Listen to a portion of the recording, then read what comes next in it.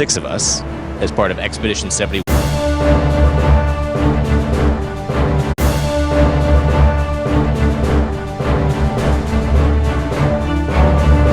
All 6 of us, as part of Expedition 71, are on the space station for the 4th of July.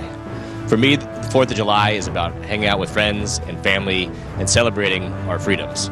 But 4th of July means a little bit something to every single one of us.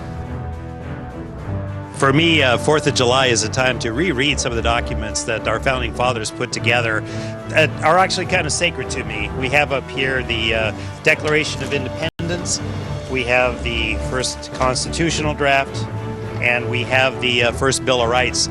And these are sacred words that every American should be familiar with. And they're sacred not because everybody agreed with everything, far from it at the time.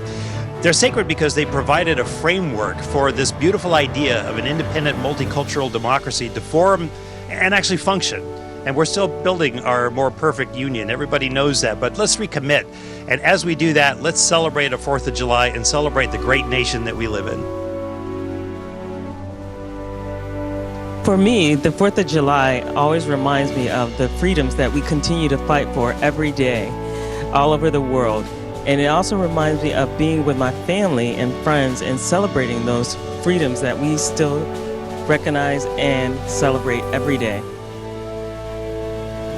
For me, the 4th of July is just a reminder of the fortitude that it took for our forefathers and their families to not only have the will to fight for our freedom, but also the courage to do so. Yes, and in that light, this freedom that we all know and love is all we've ever known.